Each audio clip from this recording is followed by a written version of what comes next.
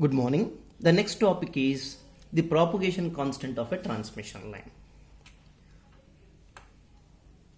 So here we know again these V and I are the two equations that we have taken from transmission line equation derivation part. V is equal to small a e power px plus small b e power minus px. I is equal to 1 divided by z naught of small b e power px minus small a e power minus px. The quantity p in these equations explain how the waves are propagated. So it is called propagation constant. Actually, p is a function of frequency and it is also called as propagation function.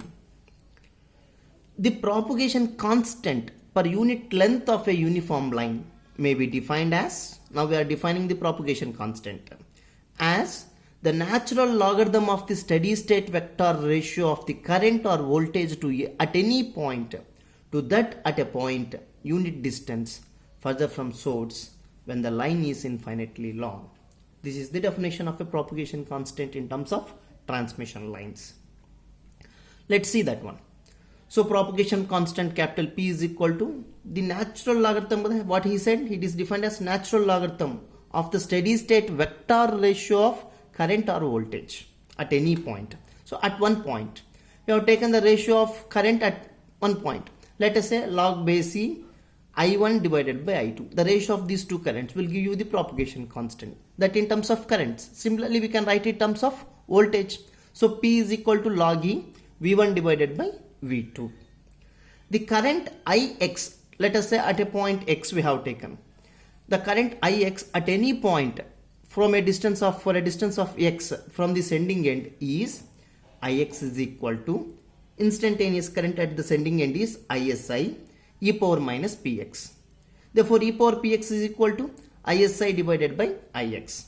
Now taking log on both sides of that particular equation, we get Px is equal to log base E ISI divided by Ix.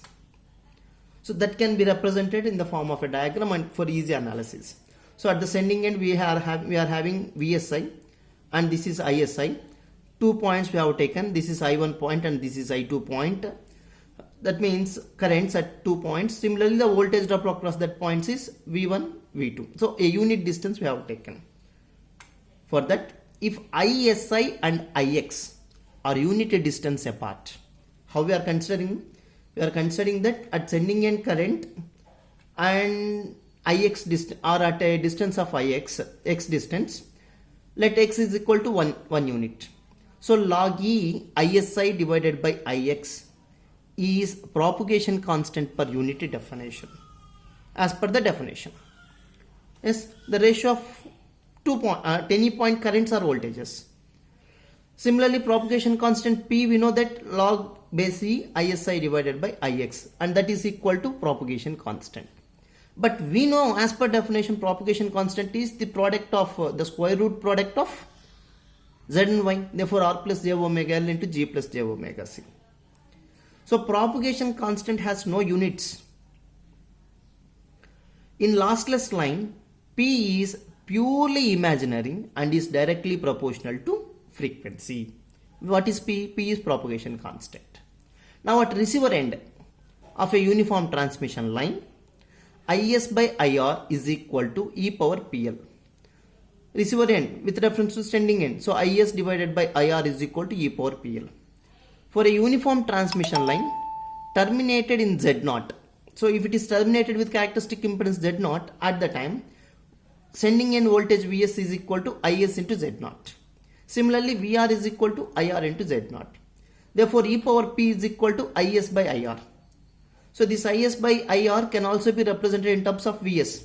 Therefore, Vs by Z0, Vr by Z0. That is equal to Vs by Vr. So propagation constant P is equal to log base E Is by IR. That is equal to log base E Vs by Vr. In decibels, we can write it as propagation constant P is equal to 20 log base 10 of Is by IR. Similarly, P is equal to 20 log base 10 of Vs by Vr. This is all the things about your propagation constant.